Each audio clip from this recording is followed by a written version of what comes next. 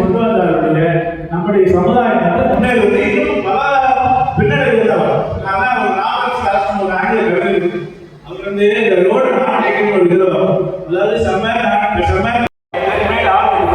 அதாவது நம்ம ஒரு மனத்துல போயிட்டு இருக்கோம், ரெண்டு பாதை போகுது, ஒன்று வந்து ஒரு குறுகிய பாதை இருக்கு, ஒரு நல்ல நடந்த பாதை இருக்கு. ஸோ அந்த நடந்த பாதை நம்ம போய் பார்ப்போம்னு போனாங்க, அது வந்து எல்லா ஒரு வித்தியாசம். அதே மாதிரிதான் நம்ம எந்த வழியில நம்ம சமுதாயம் போகணும்.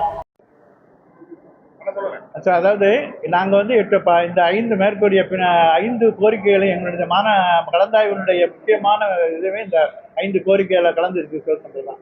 இந்த 5 கோரிக்கைகளும் அதாவது ஆதிராவிட நலத்துறை பெயர் மாற்றணும், அறிஞ்சதற்கு 3% ரிசர்வேஷனோட நிப்பாட்டணும், முன்னுரிமை கோட்பாடு நீக்கணும், ஜாதிவாரி கணக்கெடுத்து அந்த ஆதிராவிட உழைத்துக்குள்ள மற்ற ஜாதிகளுடைய ஜனத்தொகையை பிரித்து காமிக்கணும்.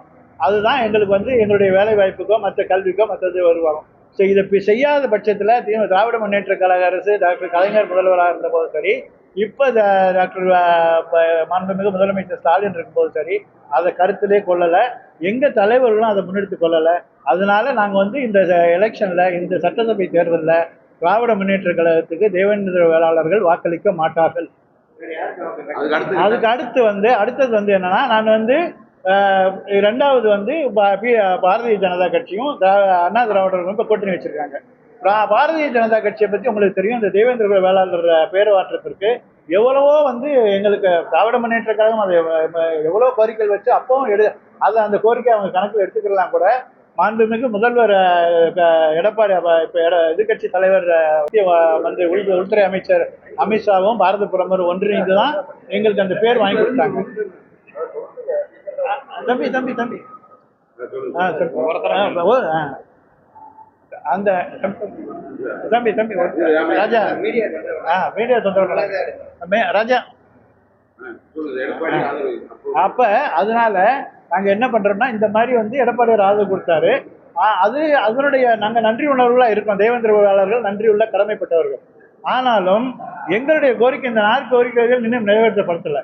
அதைத்தான் நாங்கள் பேசுறதுக்கு வேளாண் மக்கள் விடியல் சங்கம் தேவேந்திர வேளாளர் அமைப்பில் வந்து நாங்கள் வந்து டாக்டர் சரவணனை பார்த்து நான் வந்து அப்பாயின்மெண்ட் கேட்டோம். ஒரு எடப்பாடியாரை பார்த்து நாங்கள் வலியுறுத்தோம். நான் வந்து எம்எல்ஏ சீட்டோ எதுவுமே கேட்கல. நாங்கள் வந்து எடப்பாடியாரை பார்க்கறதுக்கு ஒரு வாய்ப்பு கொடுங்க, பார்த்துட்டு நாங்கள் எங்கள் கோரிக்கையை மட்டும் வைக்கிறோம், அவர் கன்சிடர் பண்ணி செய்யட்டும்னு சொன்னோம். அவர் வந்து அவரால் எடப்பாடியார்கிட்ட அப்பாயின்மெண்ட் வாங்க முடியல. அடுத்து வந்து தேம்பரா கிராமத்தில் கோரிக்கை வந்திருக்கு, 10 அமைச்சர்கள் வந்திருந்தாங்க. அங்கே போய் நானே பேசினேன், இந்த மாதிரி இதுக்கு இந்தந்த காரணங்களுக்காக திராவிட முன்னேற்ற கழகத்துக்கு ஆதரவு கொடுக்க முடியாது, ஏடிஎம்கே பிஜேபி அலையன்ஸுக்கு இதுக்காக கொடுக்குறோன்னு சொல்லி நீங்கள் எடப்பாடியாருக்கு அப்பாயின்மெண்ட் வாங்குங்க, நாங்கள் வந்து பேசுன்னு சொன்னால் அவங்களும் அந்த 10 அமைச்சர்கள் ஏற்பாடு பண்ணல. இப்போ லேட்டஸ்ட்டாக இவர் மாணிக்கம் எம்எல்ஏ பார்த்து பேசணும், அவர் நான் பண்ணித்தரேன்றாரு, அவரும் பண்ணலை. எடப்பாடியில் கந்தசாமின்னு சொல்லிட்டு அமமுக செயலாளர் எடப்பாடி அவர் கூட இருக்க, அவர் தொகுதியில் இருக்கவரே முடியலை. அப்போ நாங்கள் என்ன கருத்துலன்னா, ஏன் இந்த தேவேந்திர சமுதாயத்தை பார்க்கறதுக்கு மாண்புமிகு எதிர்கட்சி தலைவர் எடப்பாடியாருக்கு என்ன சிக்கல்? அதான் சொல்றேன், இப்ப இவங்க கொண்டு போறதுனால தப்பு தான், அவரு வந்து பாக்கறதுனால தப்பு, பதிலளிக்காம பரவாயில்ல. அப்ப வந்து இதனால யாரு பாதிக்கப்படுறா? அதிமுக அனைத்து இந்திய அண்ணாவுக்கு பாதிக்கப்படுது. அப்ப நாங்க ஆதரவு, அதுதான் நான் சொல்றேன். இப்பவும் நாங்க டைம் கொடுக்குறோம், இப்பவும் நாங்க சொல்றோம், இப்பவும் ஒன்றும் எலெக்ஷன் நாளைக்கு நடக்கல, நீங்க உடனே வந்து எங்களை வந்து கூப்பிட்டு பேசுங்க, உங்களுடைய கோரிக்கை என்ன? நான் திருப்பி 1000 தடவை சொல்றேன், எங்களுக்கு இப்போ பெட்டியா பணம் வேண்டாம், எங்களுக்கு எம்எல்ஏ சீட் வேண்டாம், எம்பி சீட் வேண்டாம், எங்க சமுதாயத்துக்கு எங்க மக்களுக்கு என்ன சமூக நீதி வேணுமோ இந்த மேற்கூறிய 5 கோரிக்கைகளை நீங்க கன்சிடர் பண்ணுன்னு சொல்லுங்க. ஆட்சிக்கு வந்த பிறகு நாங்க வந்து எங்க ஒட்டுமொத்த சமுதாயமும் அனைத்து இந்திய அண்ணா பிஜேபியை நீங்க மறந்துருங்க, அது நாங்க என்னைக்குமே நாங்க வந்து பாரதிய ஜனதாவுக்கு எங்க மக்கள் வந்து நன்றி கடன் பெற்றவர்கள், அதுல வந்து நாங்க உறுதியா இருக்கோம். ஆனா அனைத்து இந்திய அண்ணா முன்னேற்ற கழகம் அது வந்து இங்க சட்டசபை வேற, பாராளுமன்றம் வேற. சட்டசபையில சப்போர்ட் பண்றது நாங்க வந்து ஆட்சியாளர்கள், நாளைக்கு அவங்க தான் இந்த சமூக நீதியை பெற்று தருவோம். அதனாலதான் நாங்க பிரிச்சு பாக்குறோம்.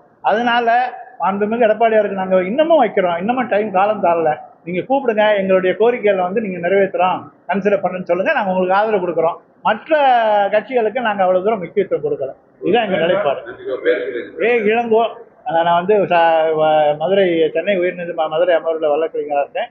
இந்த ஒட்டுமொத்த ஒரு 22 மாவட்டத்தில் தமிழ்நாடு நம்ம வேளாண் மக்களுடைய சங்கம் நடத்தி தேவேந்திர வேளாளர்கள் அமைப்புக்கு அவங்களுடைய நியாயமான கோரிக்கைகளை நாங்கள் வந்து முன்னிறுத்தி செயல்பட்டு இருக்கோம். உங்கள் அனைவருக்கும் எல்லாரும் நன்றி. மாண்புமிகு நான் சொல்லிய கருத்து யாரையும் புண்படுத்துவதற்காக அல்ல, எங்களுடைய சமூக நீதியை பெற்றுத் தருவதற்காக எங்கள் சமூகத்தின் நிலைப்பாடைத்தான் நான் கூறியிருக்கேன். நன்றி உங்களுக்கு எல்லாருக்கும்.